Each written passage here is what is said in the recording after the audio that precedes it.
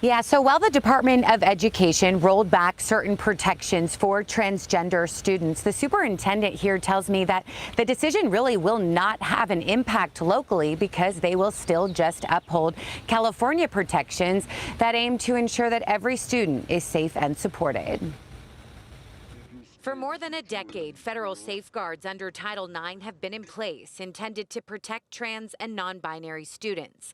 It's meant schools that receive federal funding cannot discriminate based on gender identity or sexual orientation. Also, equality in athletics, and that they must prevent and respond to harassment.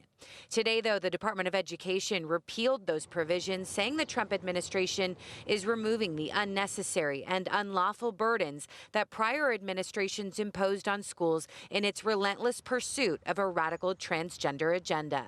I don't support the Trump administration, and as an educator myself, I find it extremely important to support all kids. The superintendent of the Mesa Spring Valley School District says this stems from a case that involves a gender nonconforming student at an elementary school who they say was uncomfortable using the restroom because of comments made by other students, and that the parents felt the school could have done more to intervene. So up until today, schools were directed to provide more LGBTQ+ training, but that is now no longer the guidance at the federal level. However, under California law, that training is still required once a year for all school staff, and students are still able to use restrooms that match their gender identity. Hence why the superintendent says the federal rollback really won't change what's happening here locally. It's not something that the school district should be dealing with. It's something that mental health should be dealing with.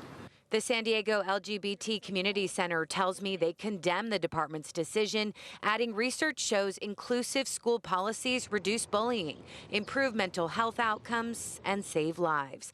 Again, though, the Trump administration says they are restoring common sense, and the Department of Education's definition of sex will only be biological male or female.